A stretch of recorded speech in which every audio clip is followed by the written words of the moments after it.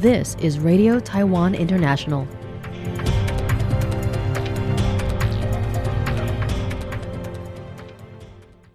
Welcome to the news on Radio Taiwan International. I'm Hannah Belinsky, coming to you from Taipei, Taiwan. We begin with a look at today's top stories for Wednesday, November 26th.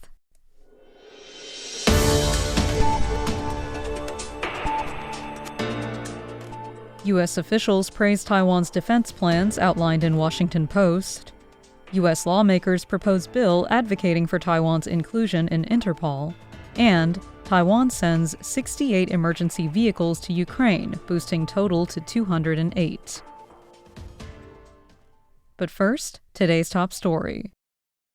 Taiwan outlined its defense priorities in a Washington Post opinion piece published Tuesday. President Lai Ching-te detailed 4 strategic areas amid regional security challenges: deepening partnerships in the Indo-Pacific and beyond, making the largest military investments in Taiwan's modern history, expanding the domestic defense industry, and firmly safeguarding national sovereignty. Lai's column emphasizes the government's plan to propose an additional $40 billion defense budget. The funds would support major United States arms acquisitions and strengthen Taiwan's asymmetric warfare capabilities to enhance deterrence, he states. In a radio interview Wednesday, National Security Council Deputy Secretary General Lin Feifan said the country urgently needs to develop asymmetric capabilities to counter potential threats. He noted the key is expanding investment, including applications of AI, unmanned systems, and integrating hardware and software. Lin described the initiative as part of Taiwan's T-Dome defense strategy. While Taiwan already operates multiple missile defense layers comparable to other nations,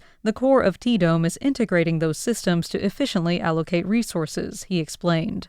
Lai's Washington Post column has drawn positive reactions from U.S. officials, including Robert O'Brien, a former national security advisor under President Donald Trump, who called the publication a major win for Taiwan on X. Retired U.S. Navy Rear Admiral Mark Montgomery praised Lai's piece as a true peace through strength initiative and said the effort deserves full U.S. support. The U.S. House Foreign Affairs Committee also shared Lai's column via X, describing the proposed defense budget as a huge stride for Taiwan's security and the broader Indo-Pacific. They said the move demonstrates Taiwan is a key partner, willing to invest substantial resources to counter regional threats. As China continues to suppress Taiwan's participation in international organizations, United States congressmen have recently introduced a bill requiring the Secretary of State to develop a strategy ensuring Taiwan's inclusion in Interpol. The bill includes provisions on the necessity of including Taiwan in international crime-fighting cooperation and the consequences of not including Taiwan as a member on global security. Republican Congressman Lance Gooden introduced the Taiwan Interpol Endorsement and Inclusion Act last Friday. Co-sponsors include Democratic Representatives Brad Sherman and Ted Lieu and Republican Representatives Pete Sessions and Tom Tiffany. Gooden stated in a press release that the bill reflects the United States' long-standing policy of supporting Taiwan's participation in international organizations. He noted that Taiwan has always played a key role in global peace and security initiatives, and said its inclusion would fill gaps in the global security network and enhance the effectiveness of international law enforcement cooperation. Interpol, founded in September 1923 and headquartered in France, is the world's largest police cooperation platform dedicated to combating and preventing crime. Its purpose is to ensure and promote cooperation among national law enforcement agencies worldwide. Taiwan was forced to withdraw in 1984 after China applied to join, and while Taiwan has repeatedly sought to participate in Interpol's General Assembly as an observer, it continues to be excluded.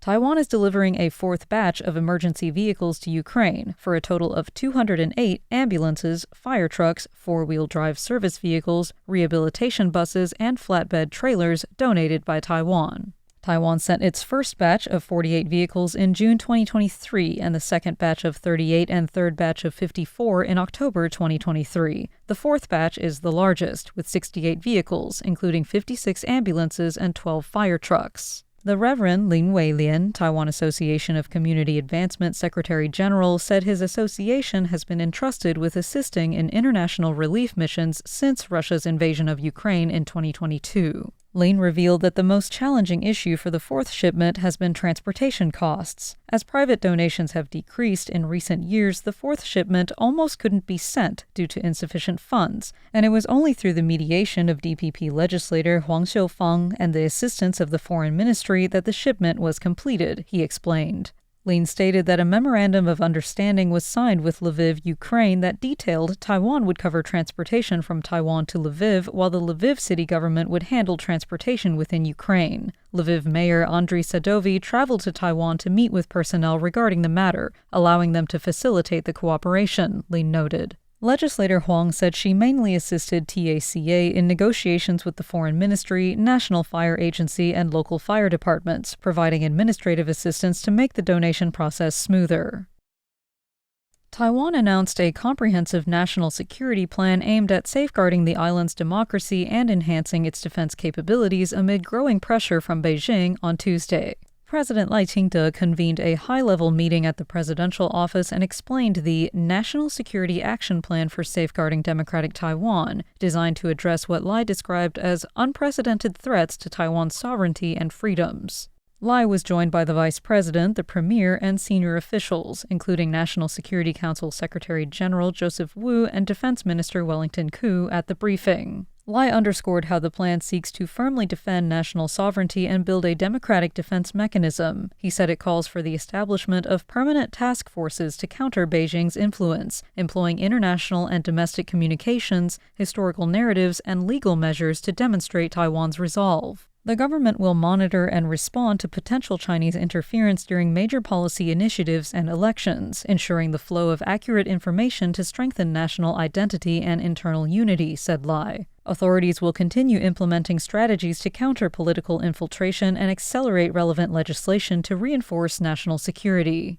The plan also emphasizes strengthening Taiwan's defense capabilities and developing its defense industry. Lai stressed that peace requires strength, advocating investment in autonomous defense and joint deterrence strategies. He outlined a focus on prevention, resilience, and technological modernization to achieve high combat readiness by 2027, build a fully resilient deterrence force by 2033, and ultimately create permanent capabilities to protect democratic Taiwan. Lai argued, democracy is not a provocation, and Taiwan's existence is not an excuse for aggression. He called upon the government, all political parties, and all citizens to unite to safeguard the nation and freedoms of Taiwanese people.